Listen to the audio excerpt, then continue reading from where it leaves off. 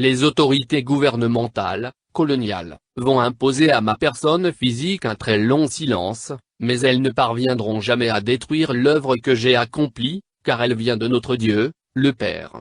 Certes, ma personne physique sera soumise à l'humiliation et à la souffrance, mais ma personne spirituelle se mettra au combat contre les injustices semées par les peuples du monde des ténèbres qui sont venus nous coloniser. Car j'ai été envoyé pour libérer les peuples du Congo et la race noire mondiale. L'homme noir deviendra blanc et l'homme blanc deviendra noir. Car les fondements spirituels et moraux, tels que nous les connaissons aujourd'hui, seront profondément ébranlés. Les guerres persisteront à travers le monde. Le Congo sera libre et l'Afrique aussi. Mais les décennies qui suivront la libération de l'Afrique seront terribles et atroces. Car tous les premiers gouvernants de l'Afrique libre travailleront au bénéfice des Blancs. Un grand désordre spirituel et matériel s'installera.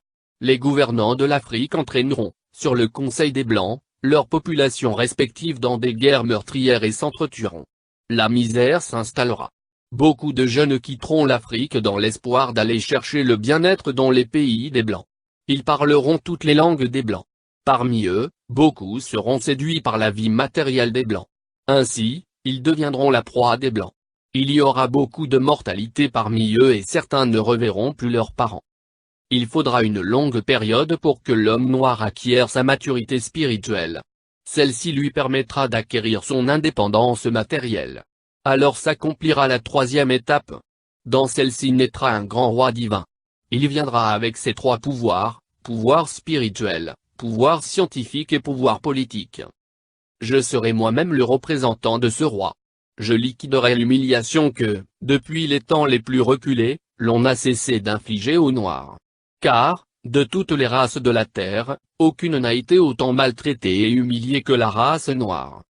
Continuez à lire la Bible.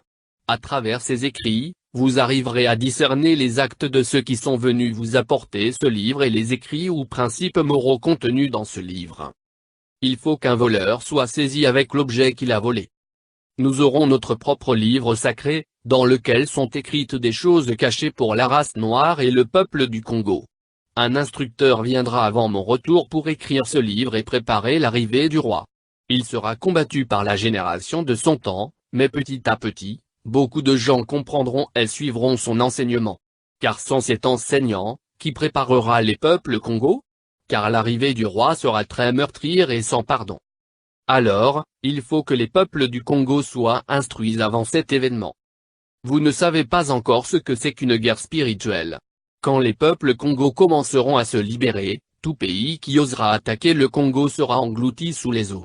Vous ne connaissez pas encore la puissance de ceux qui sont envoyés par le Père Tout-Puissant. À quoi sert à l'homme de s'attaquer à Dieu si, le jour de sa mort, même s'il avait beaucoup de biens matériels, il n'a même pas le temps d'arranger son doigt? Vous ne savez pas de quoi est faite votre vie et pourquoi vous vivez. Car, exister physiquement c'est apparaître comme presque rien. Pourquoi tuer son prochain et espérer rester en vie, et pour combien de temps? Dieu n'est pas le temps, ni l'espace. Il est un tout dans le tout. La génération du Congo perdra tout.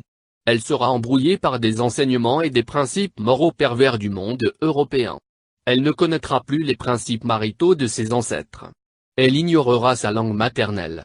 Alors je vous exhorte à ne pas négliger ni mépriser vos langues maternelles. Il faut les enseigner à vos enfants et à vos petits-enfants. Car viendra un temps où les langues des Blancs seront oubliées. Dieu le Père a donné à chaque groupe humain une langue qui sert comme d'une alliance de communication.